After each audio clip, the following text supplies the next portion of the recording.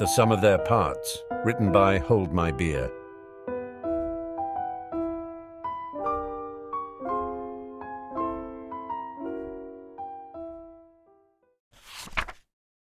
Harry could pinpoint the exact moment the ministry went too far. He could live with the harassment and the not-too-quiet expectations that he would be a ministry puppet or a living piece of aura propaganda. He could live with the barely hidden demands that he and Ron and Hermione return to Hogwarts for a proper 7th year and show everyone that all was peaceful and prosperous again. He could even live with the media following him, with the fans and the enemies, and the people demanding why he didn't end it faster, end it sooner, end it before their loved ones died, or their businesses burned down, or someone put them under the Cruciatus, or whatever made them decide that sucking up to Voldemort wasn't in their best interest after all. The moment the ministry turned its attention to the werewolves and the vampires and the giants, because they were all dark and Voldemort supporters, obviously, Harry knew that they couldn't be allowed to continue. Harry didn't know if Teddy Lupin was a werewolf, and he didn't give a damn. Remus Lupin had his flaws, but he was a good man, and Harry would do anything in his now considerable power to keep the last piece of his family safe.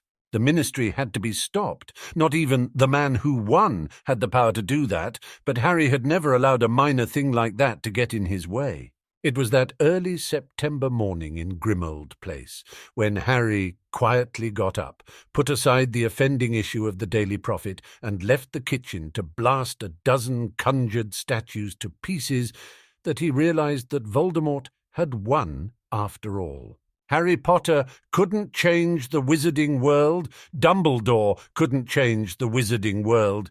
Even Lucius Bloody Malfoy at his political prime could barely keep the minister and the Wizengamot from doing something idiotic the moment he turned his back.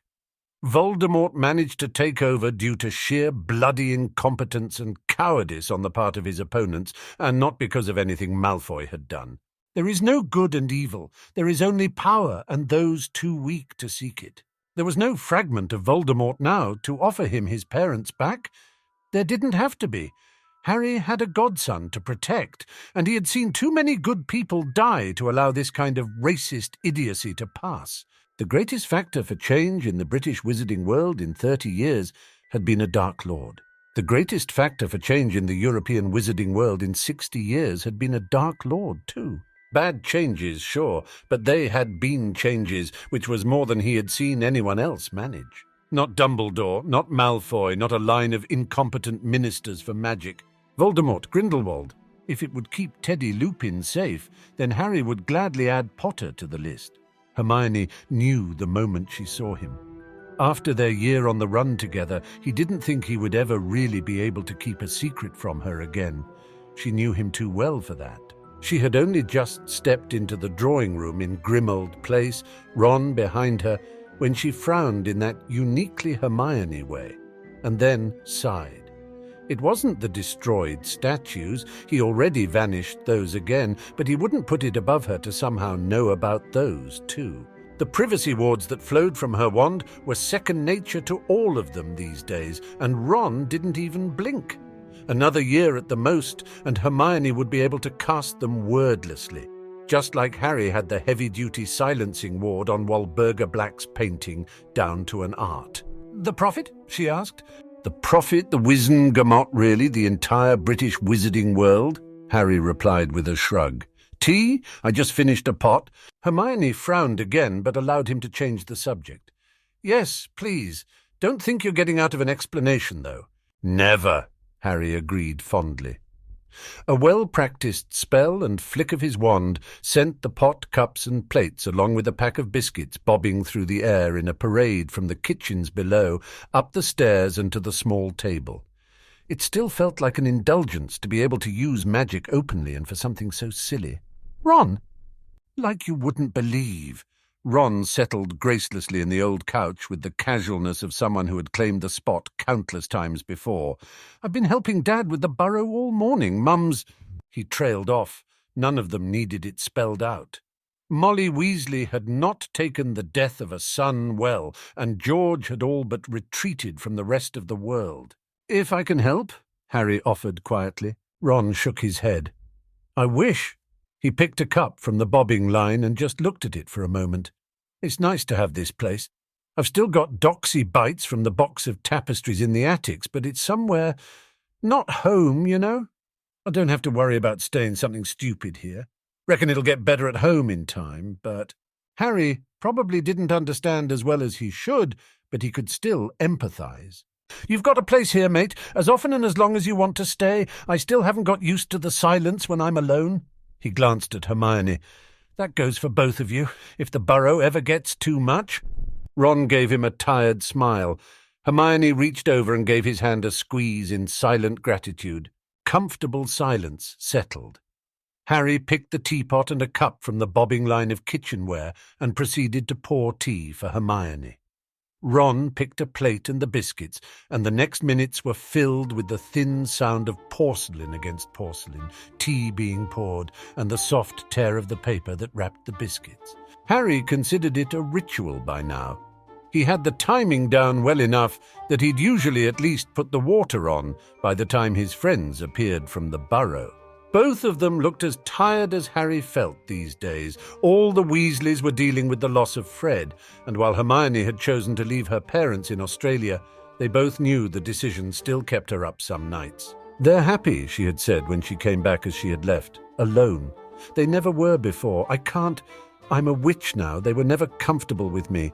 I can't take that happiness away from them again. And maybe she couldn't. Maybe it was the right choice, but her weariness was still plain, and Harry couldn't remember the last time any of them were truly happy. Neville was at Hogwarts now, with the castle mostly restored and ready for students.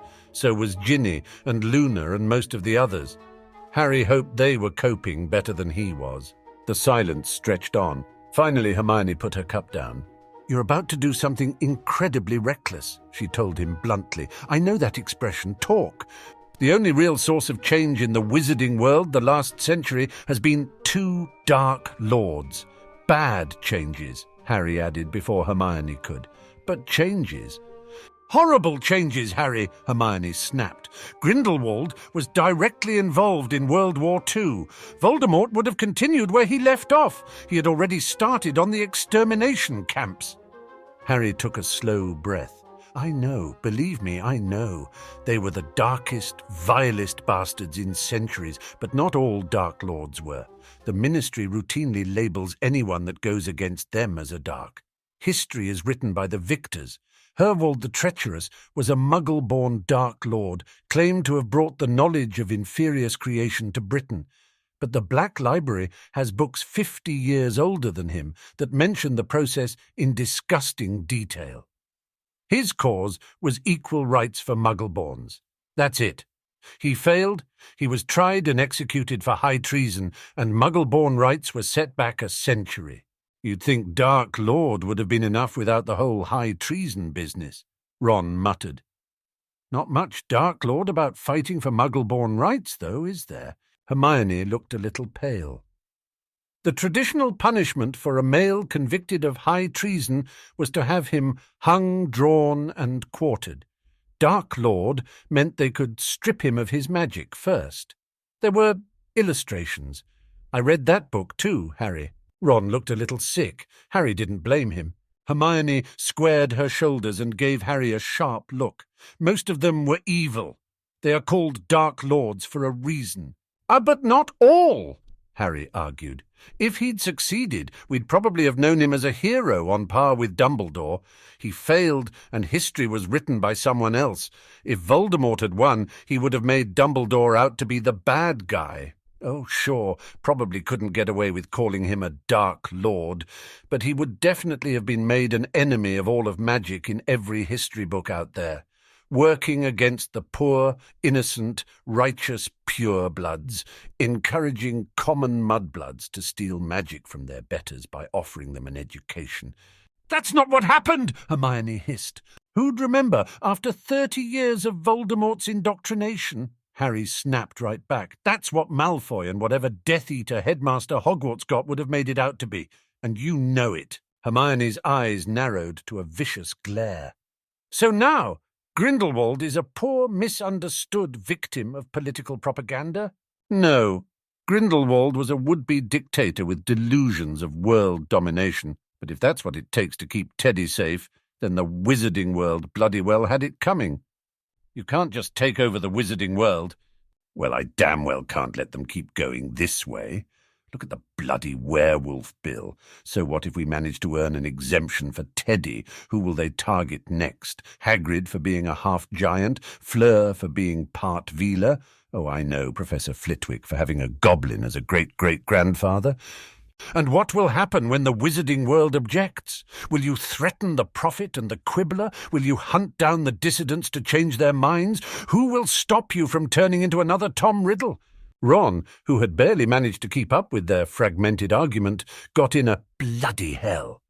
And it was testament to Hermione's state of mind that she didn't scold him. Under the eyes of his two best friends, Harry felt his anger fade as quickly as it arrived. "The only two people who've been there through everything," he said softly. The silence was heavy and thick with tension. Neither Harry nor Ron dared to speak until Hermione's furious stance eased slightly. "And will you listen?" She was not convinced, but she was willing to hear him out. Harry knew that expression too. It was a legitimate concern. Tom Riddle was utterly insane in the end, and Grindelwald helped trigger a world war. But both of them at some point probably believed they did the right thing. Dark magic was addictive and power even worse. "I'll make an unbreakable vow. I'll swear to stop the moment you say I've crossed the line." Hermione went utterly still for a moment. Ron only stared wide-eyed at the both of them as the fragmented argument turned deadly serious. But Harry only had eyes for Hermione's reaction. She was the one he needed to convince. She was the one who would see him succeed or fail before ever trying, and if a vow was what it took to get her on board with the plan, then he would offer it gladly. "It would take a while to write," she finally said. It wasn't quite acceptance yet, but willingness to consider. "At least 4 feet of parchment, probably to cover all the loopholes," Harry agreed with a small, wry smile. "I will need the Black Library." "Anything," Harry promised. "Hermione?" Ron frowned, and Hermione sighed, a little tired but mostly resigned. "Apparently we're making a Dark Lord." Ron was not convinced. Hermione, despite her agreement, was still frowning too. Harry had expected it. They both also knew from experience that Harry was stubborn as a mule and near impossible to dissuade from whatever course of action he had decided upon. It was, he knew with a heavy sense of guilt, just a matter of wearing them down. They would follow him, like it had always been with the three of them, through arguments and anger and all, and one day it would probably get them killed. His idea was stupid, dangerous, and likely to get them into a ton of trouble at best, and dead at worst. But how was that any different from the rest of what they had done since they started Hogwarts? Hermione had not appreciated that argument. "In Hogwarts we didn't have a choice," she argued. "We were fighting against Voldemort. And now we're fighting against the kind of society that created Voldemort in the first place." Harry agreed. "Tell me you're happy with how the Death Eater trials have gone. Tell me it looks like they won't be making the same mistakes all over again." Hermione didn't answer. Ron just sighed. "Dad says they can't go after everyone. It would gut the ministry. There were a lot of people that weren't Death Eaters but just went along with it to keep their jobs or protect their families." He sounded angry and bitter, nothing like the Ron Harry had known for 7 years, but they all understood. "We fought and bled and died, just so they can keep their heads down for a few months and continue like nothing changed, just like they would have done if Voldemort had won. Bloody Slytherins." "Slytherin had ambition," Harry disagreed. "They're like Wormtail, spineless cowards that flock to the biggest bully on the playground and hope for protection, and never mind they have to kiss the robe of a madman or kill a few muggle-born along the way." "You spoke up for Narcissa Malfoy," Hermione said quietly, "and, however reluctantly, for Draco and Lucius as well."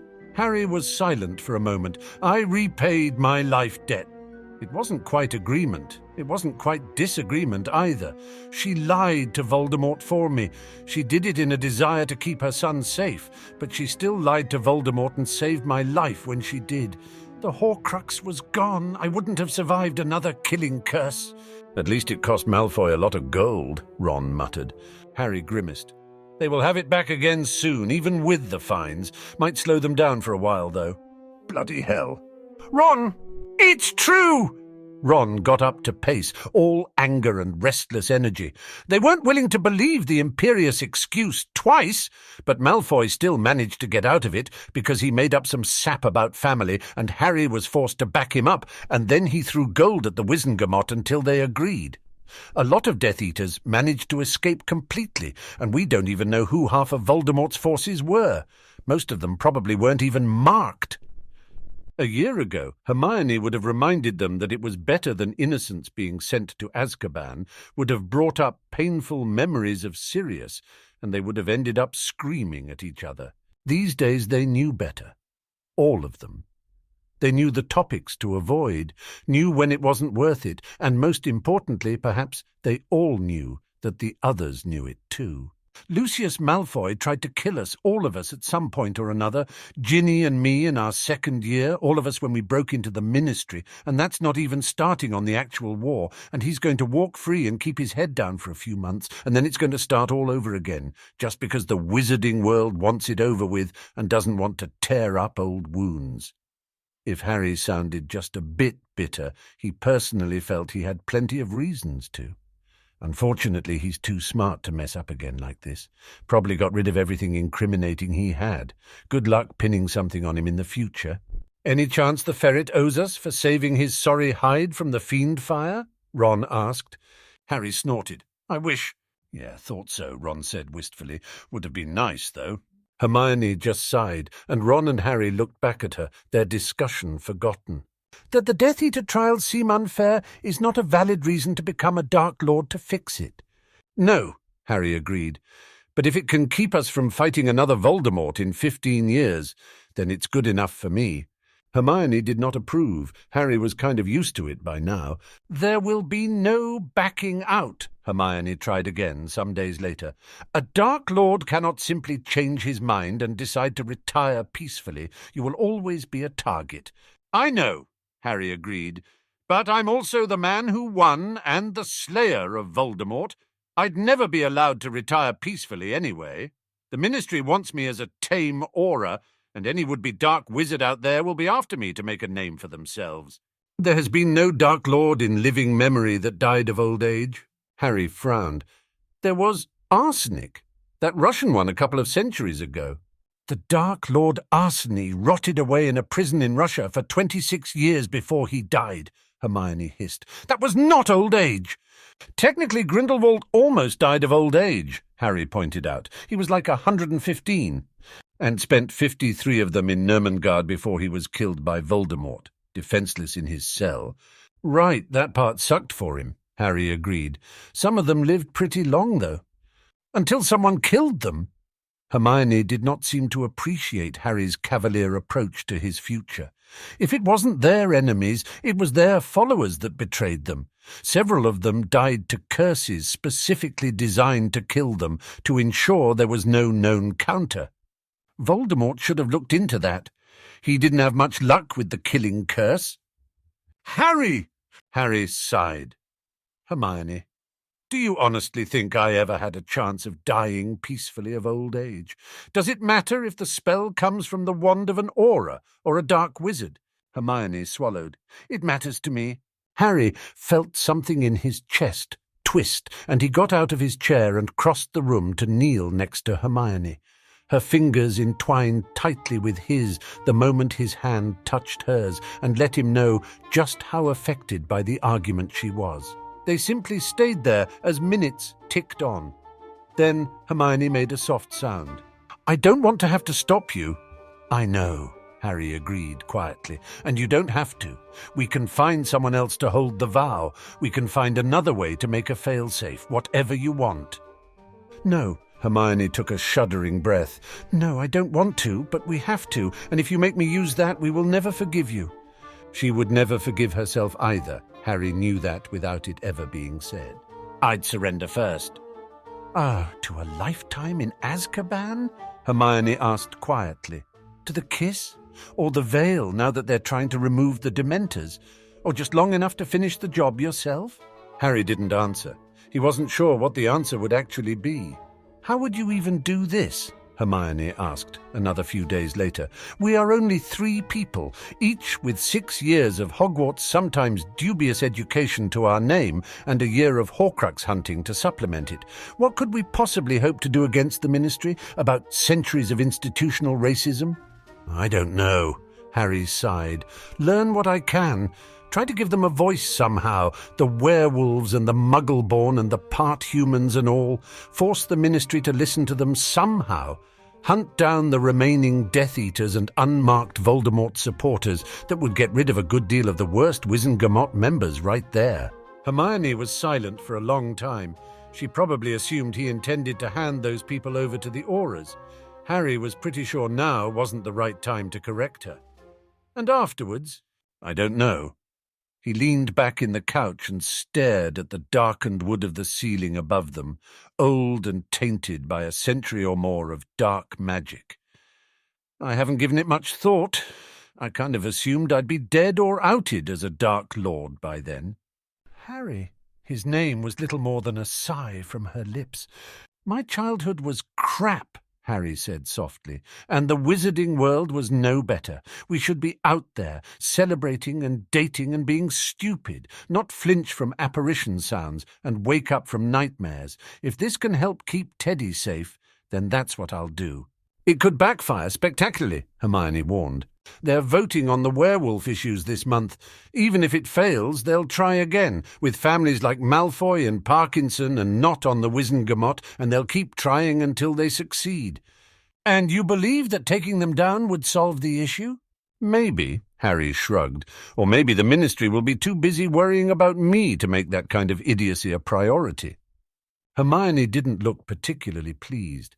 Harry supposed he could have found a nicer way to put it. Hermione wasn't the only one who tried to talk him out of it. Ron did too. You sure you're all you, mate? He asked the following afternoon, when Hermione's arguments had gone nowhere. No. He trailed off and made a complicated sort of hand gesture that probably referred to Voldemort and his Horcruxes. I'm pretty sure, Harry agreed, but then if I had a bit of Voldemort still stuck in me, I probably wouldn't know it. Hermione shifted uneasily. Have you tried speaking in Parseltongue since the battle? Once. Harry hesitated. Luna found a snake in the forest and made me try. Well, suggested it.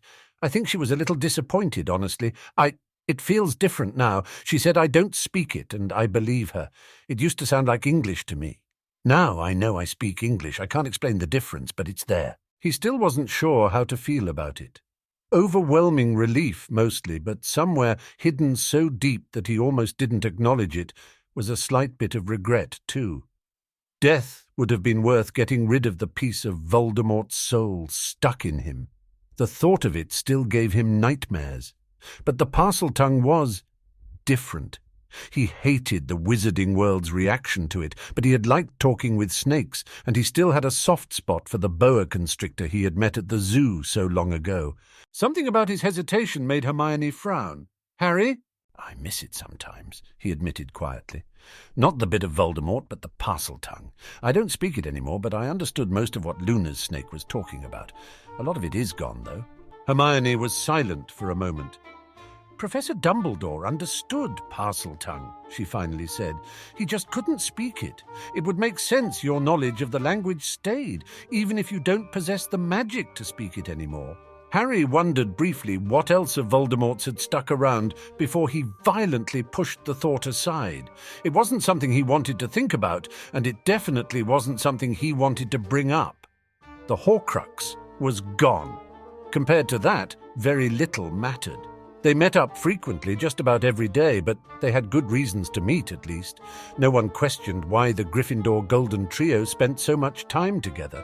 Harry hated that name, hated every last idiot that alternately praised and cursed him, them, depending on the day of the week, but in this case it at least had a use. Of course, they spent time together. They were war heroes, veterans, and while it was odd that none of them returned to Hogwarts with the rest of their year, that was understandable too. The Weasleys had lost one of their own, after all, and Ron was such a dutiful son to turn down his proper 7th year to help his father and his family rebuild. And Harry, faithfully restoring a piece of wizarding heritage to its former glory, the prophet had run a 2-page article on that on a slow news day. Mainly he worked on Grimmauld to have something to do, something to distract himself with, but that wasn't what anyone wanted to hear. No one had mentioned Hermione much. Apparently, not even being a war heroine could make a Muggle-born interesting enough to write about unless there were scandals involved, except for a brief mention that the three of them planned to take a few NEWTs over Christmas with the home-schooled students and a few articles romantically linking her to Ron. At least all their names had been spelled right.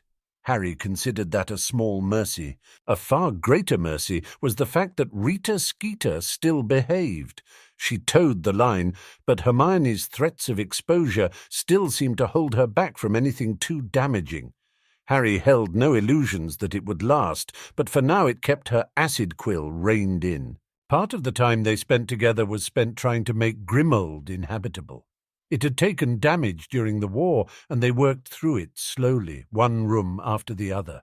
Kreacher might have been a help, but Kreacher had killed himself in the days following the final fall of Voldemort. Harry had found his body in front of Walburga's portrait, and good riddance to him. Part of the time was spent on lists. Hermione might not like what Harry had planned, but she had reluctantly gone along with it, and that meant her analytical mind was working hard on the problems they would face.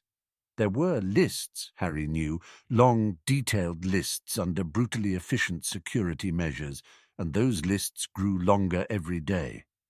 "You will need to learn occlumency," Hermione told him bluntly one quiet afternoon after they had waged a minor war against something bad-tempered and with entirely too many teeth living in a curtain. "Short of insanity, that is the only thing that will keep this secret. The Veritaserum antidote and memory charms both take too much preparation to risk, and both can be tested for. Memories of lessons with Snape, of Voldemort in his head, of nightmares and visions," and Harry nodded. "I'll find a way." They had the whole of the Black Library at their disposal. Somewhere, someone had to have written something down. If anyone needed a way to get around Veritaserum questioning, the Black family had to be it, the Blacks or the Malfoys, and Harry wasn't about to go to them for any kind of help. Hermione hesitated. "If you do this, you will have to fight against friends one day. Sooner or later, someone will find out what you're doing, and the auras will come after you." She wasn't talking about occlumency anymore, but Harry had grown used to the sudden changes in subject and followed her easily. It wasn't the first time a discussion about something or another had derailed into yet another attempt to change his mind. "I know. Ron isn't interested in the auras much anymore, but he wasn't alone. Susan Bones will likely join next year. There will be others, too, students from the DA, people we fought side by side with." "I know." Hermione pursed her lips. "And when they come after you, when their orders are to capture or kill at any cost, will you be able to curse them back, people who stood up to Voldemort for you?" "Probably not," Harry admitted, "but that doesn't rule out non-lethal means. It's a pretty stupid Dark Lord that relies on the killing curse after it went wrong twice already." "Harry, what do you want me to say? No, I won't have a problem cursing the hell out of the Voldemort collaborators in the Aura Force. No, I won't be able to do the same to people I actually care about. No, I probably won't be able to deliberately hurt Susan or Neville or Ginny unless they threatened you or Ron." Hermione watched him for long seconds. "That may get you killed one day." "I know," she sighed. "You'll make a horrible Dark Lord, Harry." He grinned. "I know." "Prat." Hermione took a deep breath. "All right, then. Occlumency." "I'll find a way," Harry repeated. "I'll figure it out." "We'll figure it out," Hermione corrected softly. "We're in this together." Somehow he had managed to convince Hermione Granger of something. He wasn't even sure how. In late September, the proposed werewolf regulations came to vote and failed to pass. There were a lot of current and former Hogwarts students who remembered Remus as one of the only good defense teachers they'd had, and who were more than willing to help campaign against the current idiocy of the Wizengamot. The regulations were tarred and feathered in the court of public opinion through liberal use of heartfelt letters, tear-jerker articles, and hand-picked pictures of Teddy Lupin, son of a werewolf, at his most adorable. Teddy was safe, Teddy and Bill, but Harry knew it was only a short lull in the proceedings. Eventually they would try again with werewolves or vampires or something else entirely, and eventually they would fail to find a sufficiently beloved poster boy to counter it with. The ministry was licking its wounds and would take a while before they risked it again, but Harry doubted they had more than half a year at the most. They would want to act while the memory of the war was still clear. For now, the Ministry of Magic was trying to build up goodwill through whatever cheap gestures they could. Not for the first time, Harry wished the ministry would burn to the ground, but for once he was starting to do something about it. With the werewolf vote out of the way, Harry turned his frustration to something more productive: the continuous renovation of Grimmauld Place. For the moment, it was mainly his own task, with Ron and Hermione's help.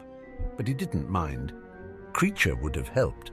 But as far as Harry was concerned, a bit of extra work was a small price to pay to be rid of the deranged house elf. The first few things on his list were already fixed, but there were months of work ahead of him still.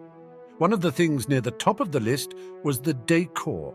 The house elf heads, the creepy decorations that lingered everywhere, and, most importantly, the portraits. All but one of the Black family portraits were easily removed. It only took a few hours to wrap them in some of the horrible old curtains and move them to the attic to shout their indignity at the treatment where they wouldn't bother the living occupants. The portraits had ignored them for months on end. Harry frankly didn't care if some of the portraits were distant family, if that was the sort of people they had been.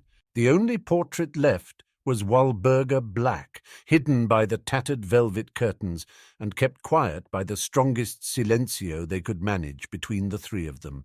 Nothing the Order had done had helped. Nothing Dumbledore or Sirius had cast had done a thing to move her. Now, armed with a detailed list of the spells used in the construction and expansion of the burrow, they were ready to try again with significantly more violent methods. Ron, who had helped his father with the burrow over the summer, and George with the shop in Diagon Alley, knew the spells like the back of his hand. They flew easily from his wand in bursts of violet and blue and blinding white that danced across the wall and vanished into the cracks. "The front's not a load-bearing bit," he finally concluded. "We've got about a yard on either side before it gets touchy. There's reinforcements behind. If we get rid of the first inch or two, that should do the trick. Bit of spare rubble from the backyard should patch it up afterwards. The honour's all yours. You've got more experience with the finer points of it, mate," Harry said. "Hermione, you want the portrait or the reinforcement spells?" Hermione's lips pursed as she considered it. "Portrait," she finally decided. "The reinforcement spells can be strengthened if she tries anything, and you can do that faster than I can." Harry nodded. 2 inches deep?" he asked. "Oh, that should handle the sticking charm," Ron agreed. Harry focused on the wall, tried to picture to himself the layers of material, the depth of the plaster and the bricks, and when he had as clear of an impression as he could, he raised his wand. "Contineo!" A purple ball of light hit the wall and spread out like a cloud of fine powder, then seemed to seep through the wallpaper. Ron waited a moment before he raised his wand as well. "Adrado," he said sharply. The wall around the portrait moved like small waves. They started on the outer edge of the part Ron had targeted and vanished beneath the frame. Then, with a loud crack, the plaster crumbled, and the painting fell in a cloud of debris. "Locomotor portrait!" Hermione caught it well before it hit the ground, and for a moment it just hovered there, still covered in aging curtains and with a thick layer of plaster and wallpaper stuck to the back. Then, almost reluctantly, it floated in front of Hermione as she led it to the backyard and out of Grimmauld Place. Ron banished the rubble and finished the last of the spells to keep the rest of the wall in one piece until they were ready to fix it.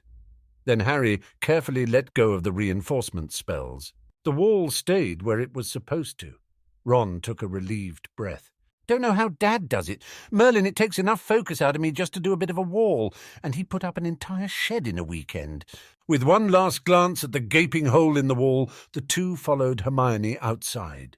They found her in the back of the small yard, wand aimed at the portrait. A moment later, Harry understood why. Laying in the sunlight, the painting seemed to leach the last summer warmth from the air and cast shadows through the garden. He had never noticed it inside, with Grimmauld Place already plenty dark and gloomy, but outside, in bright sun and clear air, it was obvious. "Fiendfire, basilisk fang, or killing curse?" Harry asked, only half joking. The three of them stared at the painting for a heartbeat longer. The shadows seemed somehow darker. Ron swallowed. "I'll get the fang." "I'll raise the containment wards," Hermione agreed. They moved swiftly, with the long practice of teamwork. By the time Ron came back with one of the fangs they had managed to salvage, the wards were up, and both Harry and Hermione had their wands aimed squarely at the portrait. "What?" "The grass started withering," Hermione said hoarsely. "It slowed down when we raised the wards." "You want the honour, mate?" Harry asked. "For all the blood-traitor insults?" Ron's eyes narrowed as he started at the painting. "You sure?" Harry nodded. "For Sirius and the insults and every last miserable moment we spent in her company. If basilisk venom was good enough for Voldemort, she should be honoured to share the fate of a bit of his soul." Ron gripped the fang tightly and crossed the distance to the painting. The wards shimmered when he passed, and Harry saw him shudder. Something dark flickered through the sunlight, but Ron had obviously seen it too. Before Harry could shout a warning, Ron grit his teeth and rammed the fang through the painting and into the rubble behind. The world stilled. A deranged female scream cut through the air, breaking through even the silencing part of the wards. The ancient black wards flared like fiend fire in Harry's mind for an excruciating second, then came down on the abomination in the painting. Ron stumbled backwards as writhing black smoke rose into the air and imploded on itself, then turned and fled beyond the wards, wide-eyed and shaking. That thing was a Horcrux. She had a bloody Horcrux. We slept in the same house as a Horcrux. Everyone in the bloody order saw this painting all the time. How did no one know? Hermione looked deathly pale. "Two. We slept in the same house as two Horcruxes, the locket and this painting. At least," Harry said quietly, wand still aimed at the smouldering remains of the painting. The black wards still vibrated with excess energy around them, and the feeling was making Harry jittery as well. "At least two. This is the Black House. How do we know there isn't more of them?" As one, they turned to look at Grimmauld Place, rising tall and dark and ominous. "Bloody hell," Ron said hoarsely. "No wonder Creature was mad as a hatter. And Sirius," Harry mentally added, although he would never say it out loud. Sirius had spent a long time around his mother's Horcrux, and he had already been damaged by Azkaban. He had never stood a chance. "Did the wards react?" Hermione asked with a glance at Harry. "Not until Ron stabbed it." Hermione bit her lower lip as she stared at the house. "So until we attacked it, the wards thought the Horcrux belonged here. We'll need to go through everything to make sure. The library alone—" They fell silent. Then Harry squared his shoulders.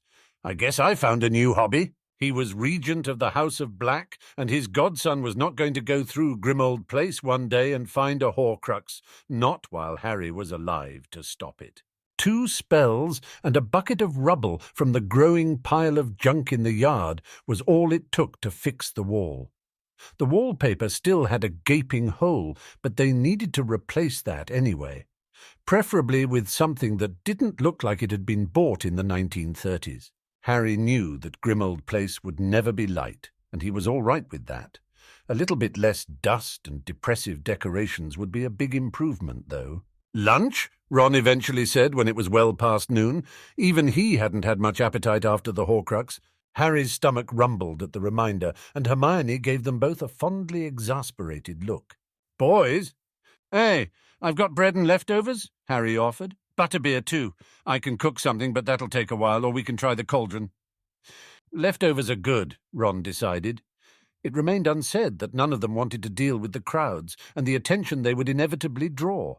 Harry opened the door to the kitchen and stopped so abruptly that Ron almost walked into him. "Oi, mate, There's a door." "What?" Hermione pushed her way past the two of them and stopped just inside the kitchen too, staring at the wall opposite the entrance. The wall and the dark wooden door that hadn't been there when they had gone for tea that morning. The three of them exchanged a look, and 3 wands came up in perfect synchronization.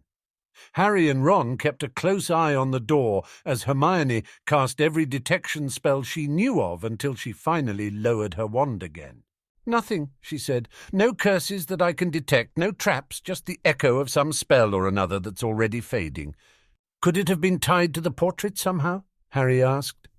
"Most likely," Hermione agreed. I don't know what spell kept it hidden, but it must have been tied to the portrait's destruction. It's too much of a coincidence."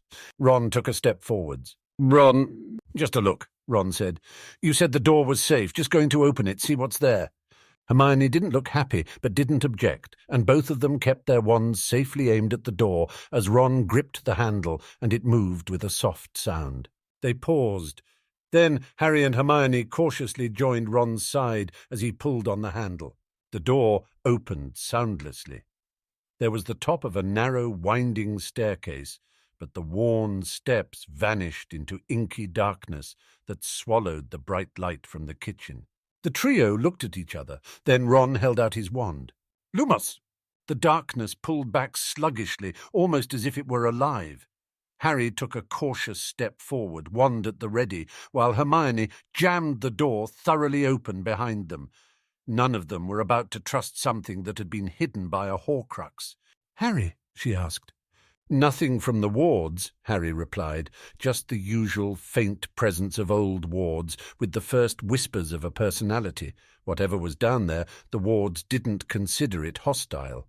Then again, so far they had encountered 2 Horcruxes that the wards didn't consider hostile either, so he didn't know how useful that information was.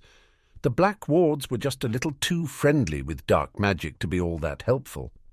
The staircase looked old but stable. The steps were wood and dark with age, but they were solid and didn't creak when Harry took a careful step down. A murmured lumos lit up his wand as well, and he continued downwards before he lost his nerve.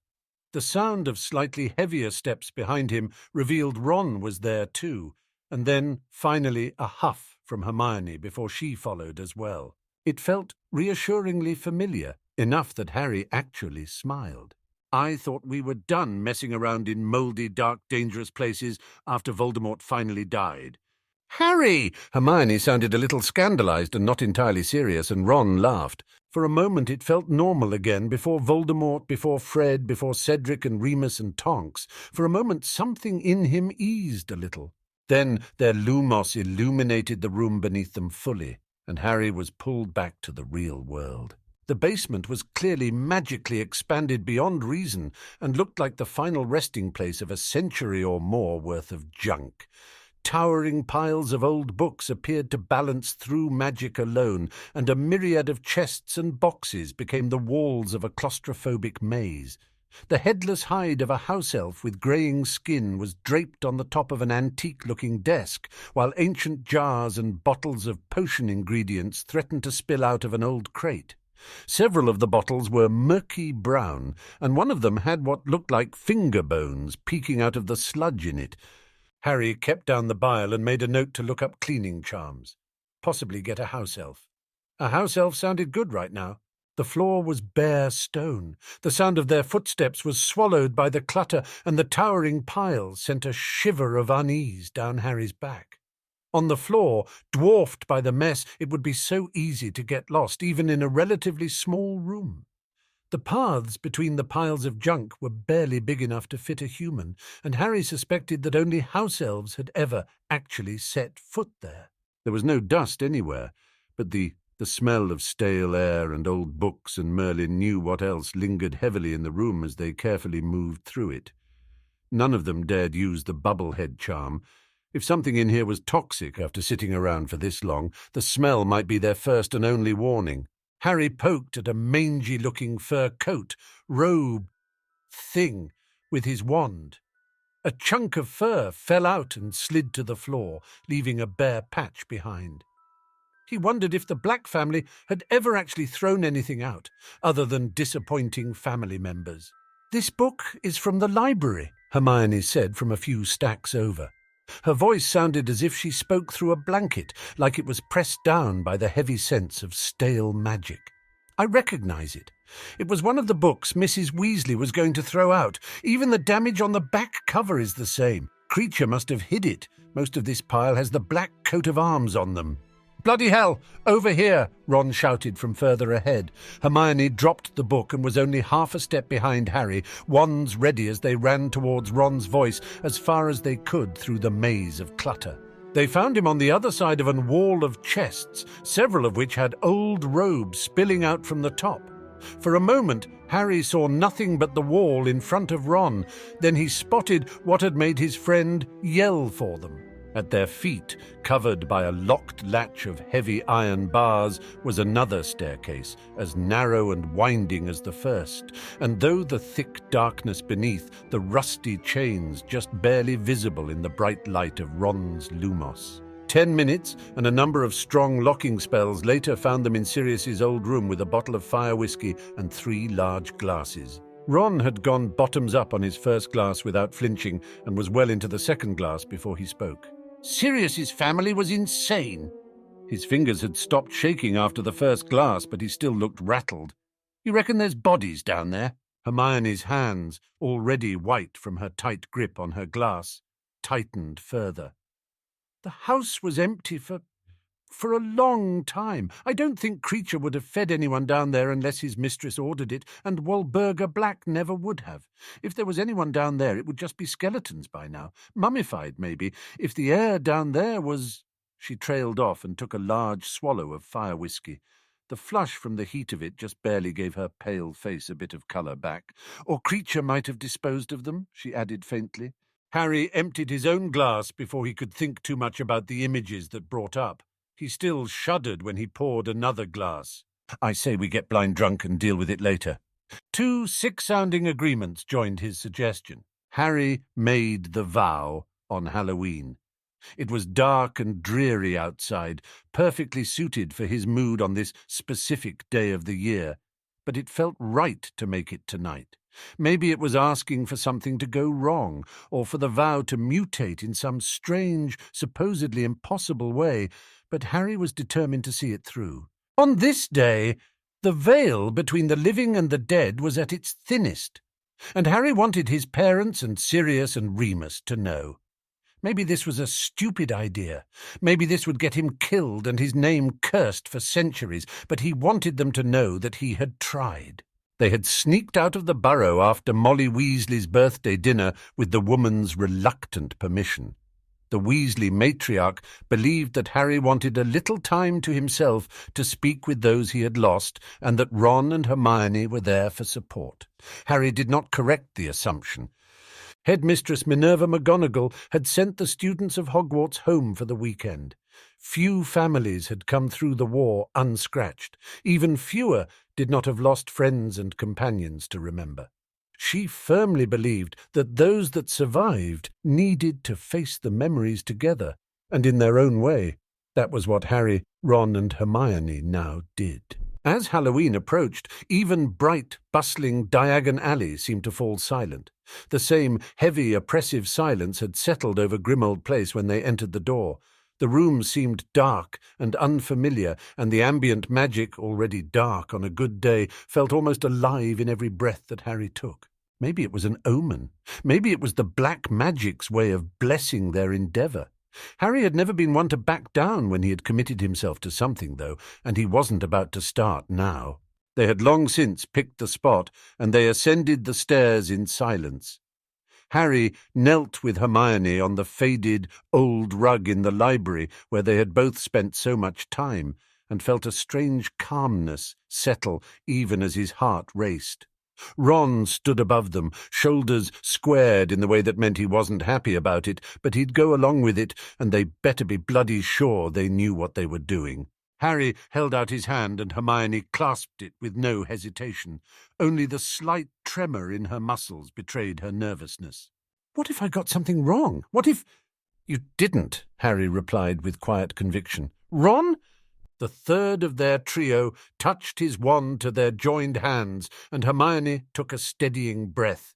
It had to be done. They all knew it. They couldn't risk another Tom Riddle, and for all that, they would all argue that Harry would never become another Voldemort. He was also able to cast unfamiliar dark spells with disturbing ease. Harry, at least, would sleep easier knowing that there was a fail-safe should it all fall apart, and he crossed that line. They hadn't focused on specific spells or crimes to ban, both of which left too many loopholes, but on intent and, far more important, on Hermione and Ron's safety from him. Those had not been pleasant conversations, but they had been necessary, and they all knew it. If he went off in the deep end and managed to hide it, the worst-case scenario was a second Voldemort determined to rid himself of the vow and Hermione's influence, and willing to do anything to see it done before they discovered his betrayal. Harry, who had known Voldemort's mind better than probably anyone, had gone through every suggestion Hermione had made and ruthlessly torn them apart. It was a careful balance between their protection and anyone Harry might use against them, and Harry's own ability to defend himself if attacked. The final vow took up 1.5 feet of parchment and took the better part of 15 minutes to go through. They had written and rewritten it, gone through it so many times that Harry could recite it in his sleep, and Hermione did not falter as her words wove the first thread of magic around their hands. At the end of it, their clasped hands glowed brilliantly red from the fine threads of the vow, and Harry could feel the magic press against them. "Answer truthfully and completely without evasion or omission should I ask it of you through word, magic, or any other means." Hermione finished the last part of the vow, and Harry felt their joined magic in perfect clarity. "I will," he said firmly, and bound the last thread. Hermione swayed slightly from the flood of power that sunk into their hands, and Harry felt the heavy weight of the vow tighten around his magic. Ron helped them back to their feet, both unsteady, and for long moments they simply stood there and breathed. Slow and steady, one breath after another, until the world stopped swaying and the magic settled. His magic would never be quite the same again. He had never realized until that moment how light and carefree magic truly was, not until the vow had settled around him like a crisscross of thin, unbreakable chains, never heavy enough to hamper him and never light enough to ever quite be forgotten. He also knew that this was only true as long as he kept the vow. Should he break it, those same chains would tighten until they killed him. If he was lucky, they would at least be quick about it. It was a horrible burden to put on someone, especially a friend, and he would never be able to make it up to Hermione. He could only hope to make it worth it somehow.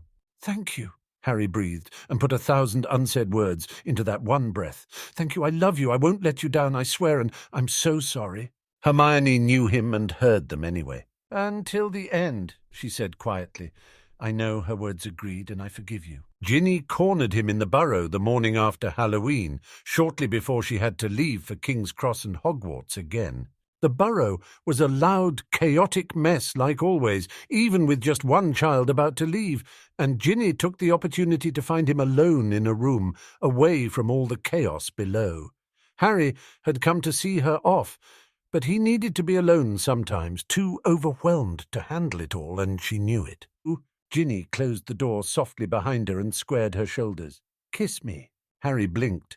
They had spoken very little since the battle, both too busy with other things, and he realized with some unease that he had barely thought of her. He had broken up with her for her own good. The threat was gone now. He should have done something, shouldn't he? "Kiss me," she repeated, softer and more tired. "Please." All right." He crossed the small room in 2 steps and took a moment to admire the fiery being in front of him. Then he leaned in and kissed her. Her lips were soft and warm, and she smelled faintly like the cinnamon from the leftover apple tarts that she had stolen a bite from earlier. There also seemed to be something missing, and Ginny obviously agreed as she broke the kiss and gave him a resigned smile. "I had to know." Harry felt a little like something in his chest was suddenly missing, but mostly he felt relieved. Peace settled in the Burrow again. Diagon Alley came to life once more, and normality, What passed for it now took over. Harry, driven by newfound determination sparked in part by the vow, started plotting. Dark Lords had some specific requirements to properly claim the title. Magic, powerful, skilled magic, preferably dark, and an abundance of it, followers, and money. Harry wasn't altogether sold on the followers' part, and they were still trying to figure out what to do about the goblins that flat out hated them. But magic he could do. Magic he could work on. That was the reason why the three of them were working their way through the Black Library, one book at a time. Some were easily dismissed, like the dozens upon dozens of books about pure-blood families and genealogies and dubious wizarding history. Some, like the books on herbology and astronomy, were noted down for later use, but wouldn't be of much help in their current quest. They were left with a pile of books that ranged from common household charms to one particularly nasty treatise on soul-enslaving curses that they had salvaged from the cellar. The books had been sorted roughly by subject, but the towering stacks were still enough to make even Hermione hesitate. The first bookcase alone had left them with a potentially useful pile taller than Harry. Even split up into smaller stacks, it still looked intimidating. As Harry stared, one book in the charms pile yawned and caused a small book avalanche. Hermione pursed her lips and glared at the book like it had just personally offended her. Then she looked at Harry and Ron. "This isn't working. We need a better system." Her eyes narrowed and pinned Harry. "We need to know what we have to work with." Harry didn't offer his first response, which would have been magic, since he was pretty sure that wasn't what she was looking for. Ron was smart enough to do the same. He also seemed to have at least some inkling of what she was aiming for, because the look in his eyes went from bewildered and to the slightly distracted expression Harry was so used to seeing whenever his friend played chess. "Rules, strengths, weaknesses?" Ron asked and continued without waiting for a response. "Makes sense." Two pairs of eyes focused on Harry with unnerving accuracy, and he felt a little like a specimen in a potions class. "Defense, definitely. Can't really call it against the dark arts if we're making a Dark Lord, but definitely defense. It's sort of a branch of charms and transfigurations, though, innit? I mean, Dumbledore used transfiguration when he fought," Ron said. "He was a transfiguration prodigy, though," Hermione interjected, "and I'm sorry, Harry, but you're not." Harry felt he probably should object to that, but it was kind of hard when it was the truth. Instead, he just sighed and joined in, having figured out what Hermione was aiming for. "Yes to defense, no to potions, transfiguration, and charms. I never took arithmancy and runes. I do need to learn to cast as many spells as possible wordlessly. Wandless, too, if I can manage. Mind magic, not occlumency, but I can throw off the Imperius, and Vela magic didn't do much either. That might count for something. The Patronus is a charm, but it never felt much like one to me." He swallowed. "Dark arts. I didn't have any problems with the Imperius, and the Cruciatus just needed the proper motivation. Sectum Sempra worked on my first attempt. Fiendfire takes a bit more focus, but I can cast and control it pretty easily." Hermione's eyes narrowed dangerously. "You what, alone?" "If I lost control, I didn't want you two to get caught up in it," Harry said honestly. The memories from the burning room of requirements were still entirely too vivid and had provided all the motivation Harry needed to do it alone. "You could have died." There wasn't really anything Harry could say that wouldn't make her more angry, and he wasn't going to lie and apologize. "I know," he agreed. "It had to be done." Ron had stayed quiet as Hermione had chewed him out, but Harry could almost see his mind at work, examining the bits of information and trying to piece together the puzzle. "Reckon it had to be something pretty serious to warrant fiendfire, and we're flat out of Horcruxes," he mused. "The Elder Wand or the Resurrection Stone? Haven't seen you use anything but your normal wand since the Elder Wand got it fixed up." "The wand," Harry said. "There's a broken replica in Dumbledore's tomb. Elder wood is common, and there's a herd of thestrals at Hogwarts. Thestral tail hair was easy to find. I know roughly where the stone was lost, and that's where it'll stay." Ron nodded and seemed to understand. Hermione's inner conflict was plainly visible, torn between relief and loss of the chance to examine the fabled Deathly Hallows more closely. In the end, relief won out. "It's better that way," she agreed. "They're old, powerful items, but that's it. And at least 2 of them are all but guaranteed to kill their owner."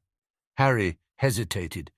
"You know the history of the wand, the stone. I saw my parents, Sirius and Remus, when I walked to my death. They told me it wouldn't hurt, it would be over in a moment. I was so strong, and they were so proud of me. Sure, that's what I needed to hear, but were they actually the spirits of those I knew, or illusions meant to lure me to my death?" He glanced at Ron with an apologetic look and knew there and then that his friend understood. He focused on Hermione again. Imagine George with that stone in his hand. Imagine hearing Fred tell him the same. Hermione looked a little pale. She could imagine it just as well as Harry could. "How many knew I possessed the stone?" Harry asked. "Us? Dumbledore? That's about it. Hagrid knows where I died. Once you know that, you can make a guess of the path I took and spend months in the Forbidden Forest casting summoning spells. But in the end, I'm the only one who knows the location for sure. The stone stays lost and the secret dies with me." "Sounds good to me," Ron finally said, and closed the matter before Hermione could argue. "Defense, mind magic, and dark arts, then, to begin with." "And power," Hermione said softly. "Ridiculous amounts of power. Adult witches and wizards have trouble leaning the Patronus charm, never mind a 13-year-old. "The DA learned," Harry objected. "They learned," Hermione agreed. "They didn't chase off 100 or more Dementors with it." "Powerful spells, then," Ron said. "Sorry, mate, but you're kind of useless with the finicky spells." Harry shrugged. There wasn't much he could say to that either. Hermione turned back to the books. She picked up the Yawning Charms book and placed it back firmly on its shelf. "That should cut down on them," she said, satisfied. There would still be a lot of books to go through and a lot of new spells to learn, but it was a start. With the magic issue being worked on, money was next. The goblins were still a problem they weren't sure how to deal with. They could just walk right in, but none of them would wager money that they would be walking back out again without some insurance to keep them safe. Harry had some galleons outside of Gringotts, and they had found quite a bit more hidden away in various places in Grimmauld, proof that the Black family had been very careful about leaving little nest eggs in case of unpleasant situations. Until they figured out how to handle the goblins, however, the Potter and Black accounts were out of their reach. Luckily, there were other approaches for the moment, as Hermione had pointed out with a bit of a vicious expression. Augustus Brookstanton was a greying wizard with a scarred wand hand and a pronounced limp. He was a pureblood who had lost his half-blood wife in the First Blood War and held a significant grudge against the Ministry for being effectively useless against Voldemort. He was also an experienced solicitor and came recommended by Andromeda Tonks. Harry had paid in advance for 2 hours of his time, with the understanding that a more formal arrangement could be agreed upon later, if both parties wished it. "Mr. Potter," he spoke, "how may I be of assistance?" His voice was dry as parchment, but strong, and while the office was packed with books and documents, it was meticulously clean and well organized. Harry had a cautiously optimistic feeling about it all. "There are a number of fictional books that use my name and likeness," he started, quoting the specific phrasing Hermione had used. They had spent a while considering how to approach it. "None of them have my permission to do so. I want compensation, and for the production and sales to cease and desist, effective immediately. I know I can't do anything about the so-called factual books and articles unless it crosses into libel, but I refuse to let the same people who spent years calling me an attention-seeking liar earn money off of my name. I am open to the idea of appropriately licensed products by people I actually approve of, but only with my prior explicit legal permission." Brookstanton nodded slowly. "That should be doable, Mr. Potter?" Harry hesitated and continued, dropping the Hermione voice as he did so. I need to have a new fund set up, the Evans-Lupin Foundation. It will provide legal help and representation for Muggle-borns, Muggle-raised half-bloods, part-humans and non-humans with just cause and without the means to do so themselves. I want the compensation and all future profits to go that cause. I need trustworthy people to handle it too. If you are able to recommend anyone, as well as possibly a solicitor willing to work for it, I would be grateful, sir. Brooke Stanton's eyebrows arched slowly, and Harry saw the first flicker of interest in his expression. That too should be doable, Mr. Potter, he said slowly, measuredly. You will, however, be likely to face some negative repercussions once the lawsuits potentially starts building against certain entities. Harry took a deep breath. The Ministry, sir.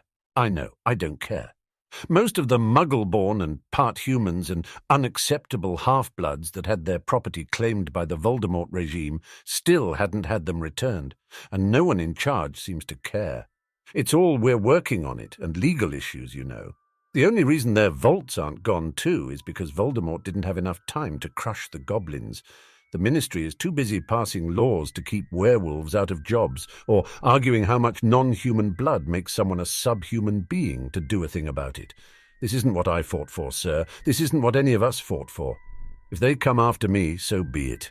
I'm not leaving my friends and last bit of family behind just to see Britain fall into an abyss of racism and pure-blood politics. The solicitor nodded slowly once more. His granite face hadn't changed, but the look in his eyes and the slight way he leaned across the desk to watch Harry belied his sudden interest. Then, Mr. Potter, it is most certainly doable and a very worthwhile endeavour. Relief followed the words. Harry hesitated for a moment but brought out an unsealed scroll from his robe. In for a nut. My will. In the event of my death, half of my gold will go to my godson, with the rest split between a number of friends and family. Can you serve as witness if I sign? I can't to go through the Ministry. They made enough of a mess of Professor Dumbledore's will. Witness and validator, Mr. Potter. It will be registered with my office, although keeping a few copies around may not be a bad idea in your case, Brooke Stanton said, should one or two of them happen to be, unfortunately, lost, if the Ministry took interest in the case. Right. Harry unrolled the scroll and reread it once more. He knew the words by heart, but he needed to make sure one last time that he had taken everything, everyone, into account. Then he handed it over and waited for painfully long minutes while Brooke Stanton read it through. It fulfills the legal requirements, the solicitor finally said, and put the unrolled scroll on the desk. He held out a quill. Your signature, Mr. Potter. The quill felt heavy in Harry's hand, the whole thing suddenly strangely real. His parents hadn't had a will. He was 18 and about to sign an incredibly dry legal document in the knowledge that the next time someone read it, he would be dead. He signed swiftly, before the quill could grow heavier still, and pushed a small amount of magic into his name as he wrote. Harry handed the quill to Brooke Stanton, who signed the will with the calm efficiency of someone well used to it. A whispered spell later, and the ink was dry. Harry rolled up the parchment and closed it with the Potter seal, then finally added another bit of magic to that. He handed over the scroll, a strange calm settling over him. Signed, sealed, and delivered into hopefully trustworthy hands. He had done what he could. Brooke Stanton accepted the scroll. It glowed muted gold once, then returned to its normal appearance. Another whispered spell, and 2 sealed copies rested on the desk. Your copies, Mr. Potter. I recommend one goes to your vault, and one to a trusted friend. Harry winced. My vault would be a problem at the moment. We still have outstanding issues with the goblins. Keep one with a trusted friend, then, and another somewhere safe, Brooke Stanton conceded. And do make sure you have a heavy arsenal at your disposal when you do approach the goblins, Mr. Potter. The law on its own will not be enough should they have taken a particular disliking to you for whatever reason. The Gringotts vaults are untouchable, but the owners themselves? Unfortunate accidents have happened. Harry sighed. That's what I was afraid of. Can you recommend anything? Brooke Stanton hesitated. I would suggest a competing bank, Mr. Potter, but in all truth that is well beyond my area of expertise. Gringotts has worked hard to keep the British wizarding world ignorant of the virtues of other financial institutions. To my knowledge, Gringotts has the monopoly in France as well, along with a number of other European nations. The dwarves have the northern European countries and a good part of Eastern Europe. Constantinople holds a large section of the Mediterranean. Beyond that, the travel distances would start to become far more than reasonable. Be aware also that there are a number of lesser banks in Europe. How many of them that have the ability and willingness to cross the goblins I am unsure of. Some of them may even choose to simply work with Gringotts for a reward instead. It wasn't a solution, Harry figured, but at least it was information, and he would bring that back with him. It was mid-November by the time Harry bought a suitable house elf. There were few of them available at the best of times, and he could not bear the thought of one that reminded him of Dobby. Winky, still working in the Hogwarts kitchens, might have been an option, but she carried the same painful memories with her. Add to that the fact that he wanted one with experience with dark magic, and the options were limited. Then the Lestrange home was sold in late October, what with Bellatrix being dead and the 2 surviving Lestranges being sentenced to life in Azkaban in absentia. Their former house elf was promptly dismissed from service by the new owners, who wanted nothing to do with the Death Eater's elf. For once, the profit was good for something, as they carried a small article near the back detailing the work to be done on the horrid dark place, and mentioned the elf in an off-handed sentence. Harry deliberately waited several weeks before he approached the office of house elf relocation to avoid drawing too much suspicion. The office was hidden away in a corner of level 4 of the ministry, and Harry was greeted by a perpetually surprised-looking older man. "Mr. Potter," he greeted, and shook Harry's hand enthusiastically. "Such an honour, sir! I'm Nutley, Mr. Potter, Almeric Nutley. What can our humble office do for you?" Harry, almost used to the unsettling amount of attention he still attracted, shook the man's hand. "Good to meet you, sir," he greeted, having also learned that being polite and personable tended to get him out of the awkward situations easier. "I'm looking for a house elf. I need to do something about the Black Home before my godson can visit, and the Black House elf died shortly after the battle." Died. Killed himself, minor detail when it came to creature. As far as Harry was concerned, as long as he was gone, Harry was happy. "I need a good, mild, hard-working house elf to take care of the house and my godson when he visits." "Good, mild, hard-working elves we have nothing but, Mr. Potter," the man said proudly. "We have 7 to choose from at the moment." They arrived the moment Nutley finished the sentence, like they'd been waiting for it. They probably had. It sounded to Harry like it was the usual way of showing them off to potential buyers. He felt a sharp pain in his chest when he found himself facing 7 pairs of enormous, hopeful eyes, and he wished he could buy them all. He wouldn't have near enough work for them, and they were expensive, but they would have a good home, at least. Harry pushed the emotions aside, determined to see it through, and really looked at the elves beyond the desperately hopeful looks. 4 of them looked positively ancient, and Harry wrote them off immediately.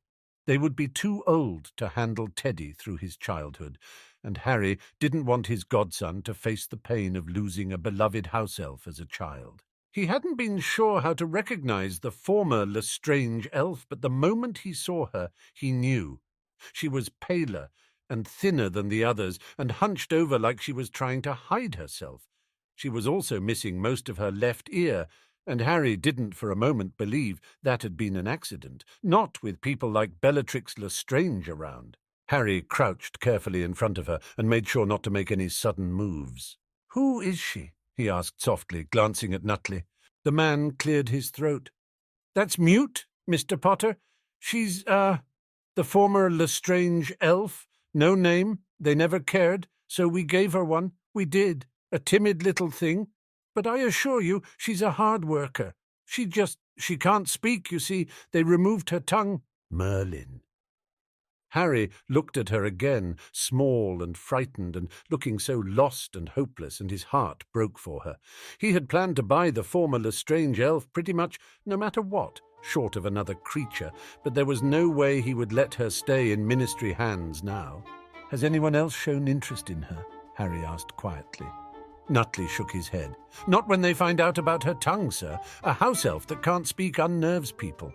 Add that she was the Lestrange elf and, well, she could be here for a while." The pain in Harry's chest tightened again when he saw the small elf flinch at the words. He was not leaving her there. "I'll take her." Wide eyes, hopeful and terrified, looked up at him, and Harry had to swallow a lump in his throat.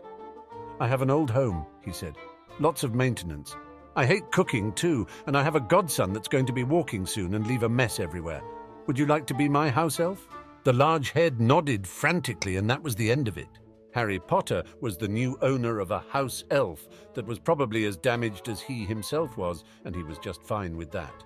His first point of order with his new elf, beyond thorough instructions to never share what she learned with anyone in any way, and making sure she understood she was never to punish or harm herself, was to do something about the basement. They had worked a little on it, the three of them. The dungeons did not hide the remnants of previous occupants, but the stone floor and walls of 4 cramped cells were stained suspicious brown in places, and no amount of lighting spells seemed able to fully chase the dark away from the corners. There were dozens of trunks filled with old clothes. Most were robes and shoes, along with a number of dresses, and most of it was so hideously out of date it made Ron's robe for the Yule Ball look positively fashionable in comparison. The potion ingredients had looked even worse up close, and even Hermione had agreed to leave it to a house elf to sort through, as it presumably would have a much better idea of how to go about it. Harry certainly wasn't going anywhere near whatever was floating around in some of those bottles under long-expired preservation spells. The house elf hide had been burned. A stuffed crow that had looked entirely too lifelike for anyone's comfort had joined it, and not a moment too soon.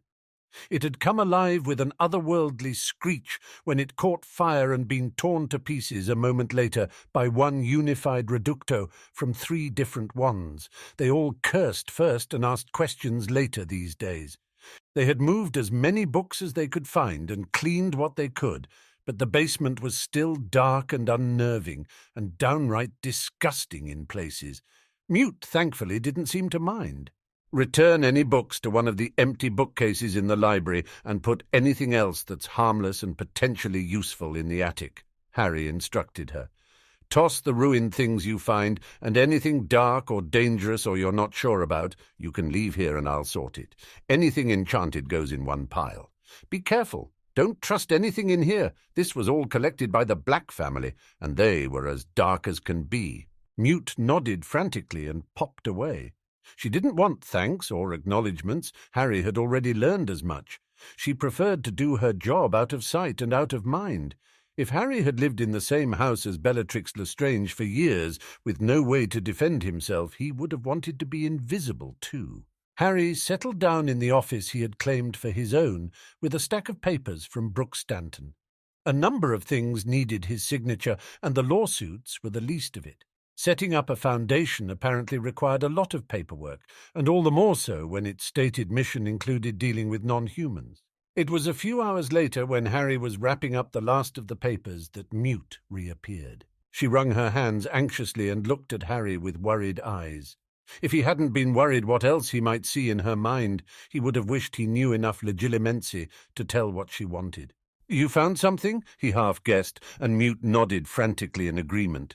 He doubted she would have wanted to disturb him without a good reason to, which was all the incentive he needed to leave the paper for later and follow her to the basement. One corner had been cleared entirely and revealed the grimy floor and probably centuries of dirt and stains to the world. One trunk of what looked like plates and particularly hideous goblets had been set aside.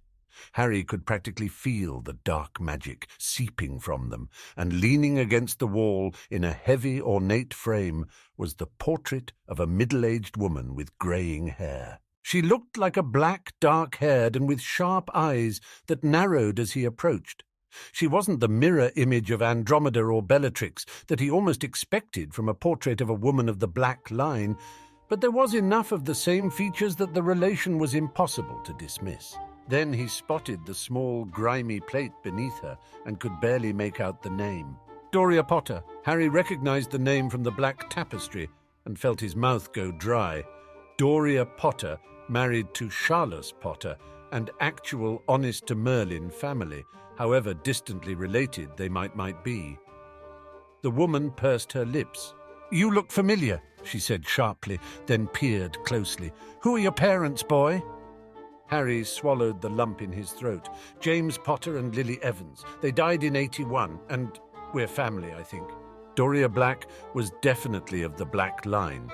She was also distant family, but family, and Harry didn't care if it was technically by marriage.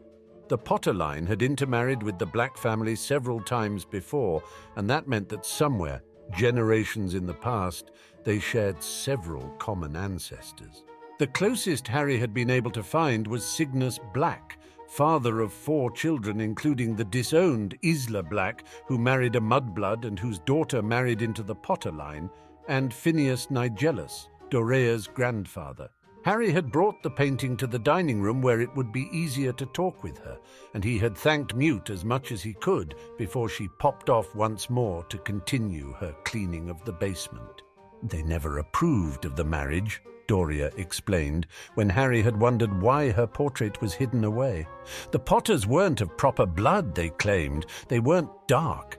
And Charlus and Fleamont were the grandsons of a mudblood. Grandsons. Better the grandson of a mudblood than an inbred squib, I say. Wanted me to marry a crab of all people." She sniffed a little haughtily. "Didn't have a problem with Calidora marrying that Longbottom now, did they? And Lucretia married a pre-wet, if you would believe that. I'd swear myself a Hufflepuff if there's a drop of dark in that family." "And the Potters?" Harry asked curiously. Doria cackled. In that moment she sounded unnervingly like Bellatrix. "Potters cared about power, dark or light, it never mattered to them. Your namesake, Henry, oh, he was a muggle lover and married a half-blood, but that just meant he didn't have any pure-blood sentimentalities. People underestimated him and paid bitterly for it." She peered at him closely. "A little scrawny, but you'll fill in. Make sure your house elf feeds you proper, and power you'll do, child, oh, you'll do." Her smile was a little sharp, and the glow in her eyes just a little unnerving, but she was family, and she approved of him, and that was all Harry cared about. Harry introduced his 2 best friends to Doria when they showed up the following day. It had long since become routine that they met him at Grimold Place, if nothing else demanded their attention. They seemed to have reached a silent consensus that this was their refuge, their place to hide and rant and laugh and cry as they needed to, and the wards recognized Ron and Hermione as family. "Hermione, Ron," Harry said as he stopped in front of the portrait. "Doria Black, my great-aunt. Mute found her portrait in the basement yesterday. Doria, this is Hermione Granger and Ron Weasley, my family." Hermione squeezed his hand in response, then took a small step forwards. "It's a pleasure to meet you, Mrs. Potter." "Dorea, child," the portrait corrected her.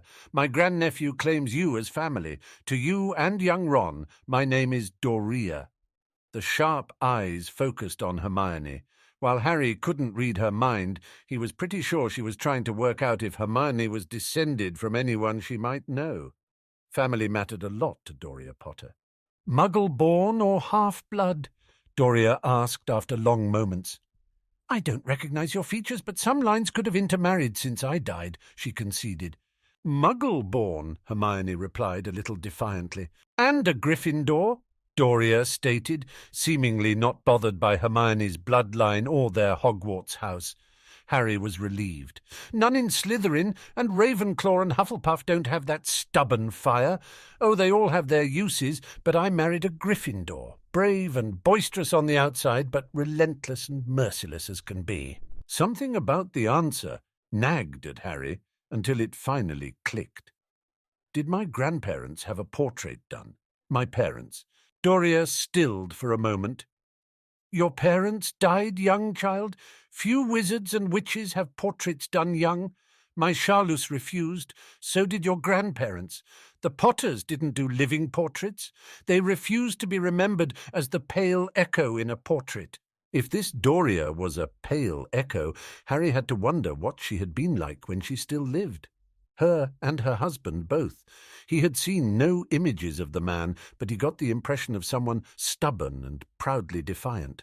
He had hoped there had been portraits somewhere, some fragment of his parents still left, but a part of him had known it to be a fool's hope before he even voiced the question. It did not make it hurt any less. Dorea turned her attention to Ron, and this time there was clear recognition in her eyes. "No doubt about the Weasley blood with that hair and freckles," Dorea said, although she didn't sneer the name like most purebloods had liked to do before the final battle. The pre-wet family had the red hair but not the freckles, related to Cinderella.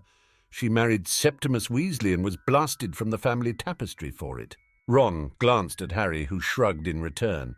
Ron shrugged back but still answered, "My grandparents." Doria pursed her lips. "My cousin. We're family, then. I'm pleased to see a generation of Black and Weasley ignore the blind fools. Pure as can be, and a magically powerful man, Septimus Weasley. But say one kind word about a Muggle-born, and you would be forever labelled a blood traitor." "Still are," Ron said a little bitterly. "Bloody Malfoys." Doria made that haughty little sniff again. "Inbred upstarts. How many siblings do you have, boy?" Harry could see the moment the memories of Fred hit, the tightness in Ron's stance, and he put a hand on Ron's shoulder in silent support. "6, Ron said, without flinching, head raised in silent defiance of anyone who dared say otherwise, though Harry and Hermione never would, and Dorea didn't know the story. 5 older brothers and a little sister, and all of them stood up to Voldemort. 7 children, powerful and pure of blood, and the Malfoys barely manage one," Doria snapped. "Haven't had more than one child in generations, that family. Hyperion, Abraxas, Lucius, not a single sibling between them. 7 magical children is a sign of powerful parents. Don't let the slippery little sycophants claim otherwise." Harry didn't know Hyperion Malfoy, but it sounded like Lucius Malfoy's grandfather. Abraxas sounded vaguely familiar as the elder Malfoy's father, at least. "Draco Malfoy is an only child as well," Hermione added. "He's the son of Lucius Malfoy and Narcissa Black." Doria's expression twisted like she had tasted something unpleasant. Yes, Cygnus approved of that union. Malfoy had money and power, everything Narcissa desired. Never liked getting her hands dirty, did she? There has never been a proper woman of the Black Line that couldn't put the fear of Morgana into any man that crossed her. Had decent gifts, did she, but little desire to bloody her own hands when she could make her husband's money solve those problems instead. "That sounds like Narcissa Malfoy," Hermione agreed and turned sharp eyes on Harry. "Harry, a word, now." It was not a request. Harry followed her as she pulled both of them into the kitchen and raised the usual privacy wards. "Harry James Potter," she hissed. "What were you thinking? She was in the basement and you brought her up here and talked to her, alone?" Anger flared in Harry, bright and vivid, and latched eagerly onto his emotions. "She's family," he snapped back. "She's my great-aunt and a cousin through the Blacks, pretty much the only blood family I have left that's not a Dursley, and you're angry because I talked to her." Hermione took a deep breath. Harry could almost see her try to calm herself. She could be a Horcrux, Walburga was. The denial was instant and passed his lips before he knew it. "Walburga was insane," Harry hissed. "She even felt dark. It was all mudbloods this and blood traitors that." "Voldemort's Horcruxes weren't," Ron said quietly. "They were charming, Slytherin. Ginny got lured in by the diary and the locket." He trailed off. The argument on Harry's lips fell silent before he could voice it. Yes, the locket.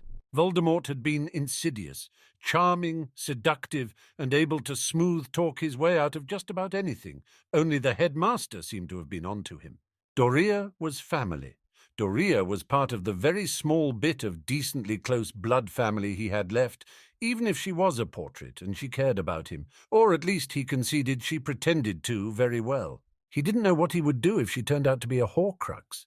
It took a horrifying crime to make one, but she was family. She was on their side. So many things would have been different if they'd had a Horcrux of Dumbledore to ask for help, wouldn't they?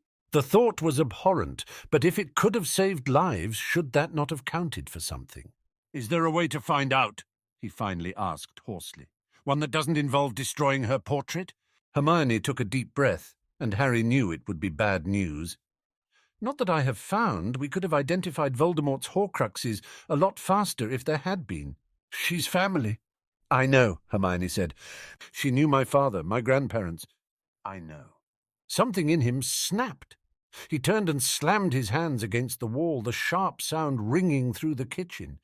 The sudden pain settled into a stinging burn and melded with white-hot rage, and he hit the wall again. "Fuck!" "Mate." "No." Harry turned around and Ron took a step back. "No, I don't care. It's always something, isn't it?" Something in the kitchen rattled. Harry ignored it. "Here's your godfather, Harry," he mocked. "He's a fugitive and an innocent man who's half insane after 12 years in Azkaban, and he'll live just long enough to give you hope for a family before he's killed by Bellatrix Lestrange. You're a wizard, Harry, and free to leave Privet Drive 10 months of the year, and, you're famous for surviving your parents' murder, and we all expect you to kill the most powerful Dark Lord in centuries when we're not busy calling you a delusional liar. We found a way to defeat Voldemort, Harry, and all you have to do is walk to your bloody death to save an ungrateful, useless bunch of cowards."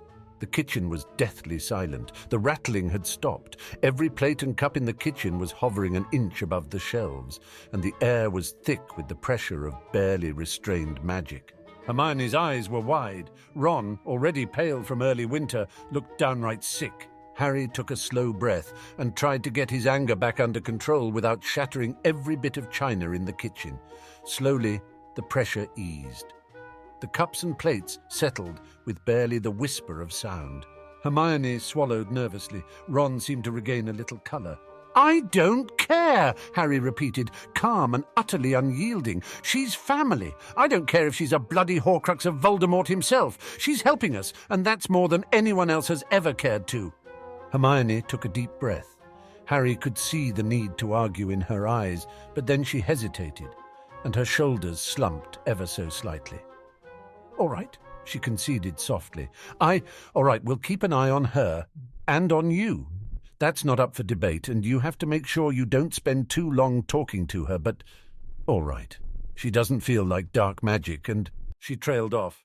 Ron picked up where she left off. "The Potters were never one of the dark families, and she sounds a lot more like a Potter than a Black." Actually, she sounded like both to Harry. A Potter when she was calm and explaining something, and a Black when her emotions came to the fore, but he figured that wouldn't help the argument, and so he stayed silent. "Thank you," he said, and the last lingering magic straining the air finally faded. Ron and Hermione still looked a little uneasy, but for now at least the portrait of Doria Potter was safe. Potential Horcrux or not, and Harry was leaning towards not, since she didn't have anything like the dark feeling that Walburga's portrait had. Doria Potter was a fountain of information. A significant portion of what she knew was long since outdated. Her knowledge of politics, for one, was 20 years or more out of date. But far more wasn't. Magic did not easily get outdated. Sure, new spells were invented, and sometimes old ones fell out of use when better ones were created, or someone found a counter for a curse. But most spells did not simply stop being useful. Hermione had been quick to point out that most of the spells they learned at Hogwarts were centuries old. The First Blood War had seen a number of new spells on both sides of the war, but most of those had been combat-oriented, dark, or both. Most new spells in general dealt with specialized areas and weren't likely to be of use to the common witch or wizard. Doria Potter couldn't demonstrate the magic she passed on to them, but she could share the knowledge, and Harry was a fast learner when it came to his favorite subjects. Doria Potter had also grown up in a house saturated by dark magic, and that knowledge was priceless. Hermione, for all her reservations about the portrait, agreed. "We hoped to find a book that taught occlumency," she explained to Dorea a few days later when the initial excitement had settled down. "It's one of the few things that can negate the effects of Veritaserum. We hoped, if anyone had a book about it, the Black family would be it." "There's not a black worth the name that mastered occlumency," Dorea stated. "Occlumency requires you to be the master of your emotions, hardly effective against the black madness. The black family knew how to avoid veritaserum. They used their gold and influence to get out of it. That's the secret right there." Her expression softened a little as she looked at Harry. "You're a black child." A Potter by name, but Isla Black was as mad as can be. She married a muggle born as the fourth child of a pure-blood family at a time when heirs had been disposed of for less. Your father had that madness, your grandfather and great-uncle had it, and your great-grandmother before that. It's not as strong as hers, I'd say, but it's there. You will never master occlumency." Hermione took a deep breath. Harry could almost see her many mental plans shift to accommodate this new information. What about the veritaserum antidote? Decent enough, if one has the chance to drink it and can act the part to fool the questioners. They can test for it, but that potion is expensive to brew and the antidote uncommon, and the ministry is run by miserly little fools at heart. Both should be in the library. Mad about potions, was Pollux. Couldn't brew a first-year potion to save his life, but the theories fascinated him. The antidote is fiendishly hard to brew and toxic with prolonged exposure, but if you're questioned under veritaserum and need to lie, that should be the least of your worries. That was the one I knew of. A better version may have been invented since I died. Plenty of Death Eaters with secrets to keep, I'm certain. "You brewed polyjuice in our second year," Harry reminded Hermione under his breath. "It's an option." Hermione nodded slightly, her focus still on Dorea. "What about keeping the important secrets under an unbreakable vow?" Then her eyes narrowed.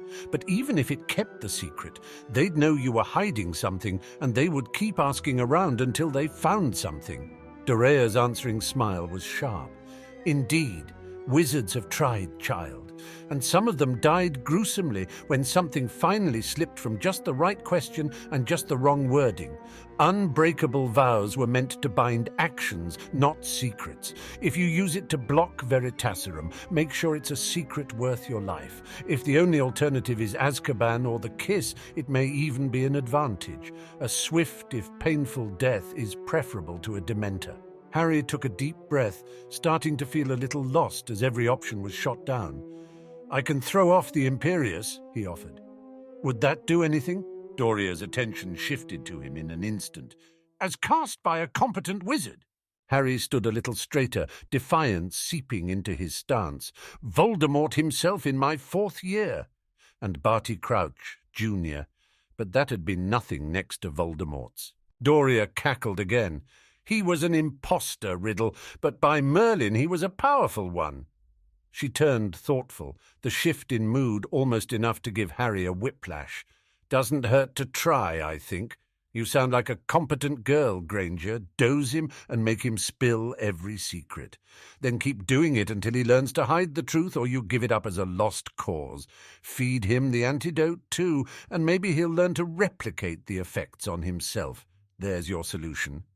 They checked the library, of course, but in the end found nothing that said any different from Dorea. Harry had a feeling there would be a number of awful potions in his future. The vial of veritaserum could have been mistaken for plain water, as the properly brewed version should be. Harry wasn't surprised.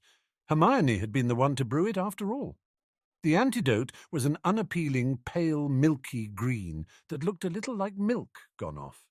Harry had the dreadful suspicion that he would end up drinking a lot of it in the weeks and months to come. Ron took a sniff of the antidote and grimaced. "Smells like a Quidditch locker room," Harry snorted. "Thanks for the support." You've had worse in Snape's classes, especially those we messed up." He accepted the vial and the dropper from Hermione. "Now sit, tongue out, mate. Here's the little Quidditch broom." Harry rolled his eyes, but did as he was told. 3 drops of potion landed on his tongue. He tried to pinpoint the exact taste of it, to recognize it if he was exposed to it, but it could have been plain water for all he could tell. Then the effects hit, and the world fell away around him. There was nothing around him, no emotions within him, just a peculiar sound that he distantly recognized as a familiar voice. "What is your name?" Hermione's voice sounded as if it came across a wide void, almost hollow. but strangely clear. A part of him knew he should try to lie or refuse to answer, but he couldn't remember how, and his lips were moving even as he tried to figure out how to stop them. Harry James Potter. It didn't sound like his own voice to himself, and he wasn't aware of speaking. But his lips had moved, and he wasn't sure anymore how to stop when he wasn't speaking in the first place, was he? Something landed on his tongue, a drop of something sour and bitter, and the fog lifted from his mind. It had been nothing like the imperious, nothing obvious to fight, just a perfectly smooth wall between his mind and his desire to lie, and not obvious weakness to target, to stop it. Hermione looked worried. Ron looked resigned. Harry rubbed his face and tried to get the last bit of haziness to go away. This is going to take a long time to learn. No more than 2 or 3 times a day for the Veritaserum, and once a day at the most for the antidote, Hermione said. And we need to take regular breaks, or the toxic effects will build up. She sighed. I'll brew more of both. We still have a few vials of Veritaserum left, but it won't last long if we keep this up. Ron paused. So did it taste like Quidditch locker room? Ron! We hope you enjoyed this chapter. Please consider supporting our project by joining our Patreon linked in the description, or become a member here on YouTube, where you will get access to several additional chapters weeks before they release on YouTube.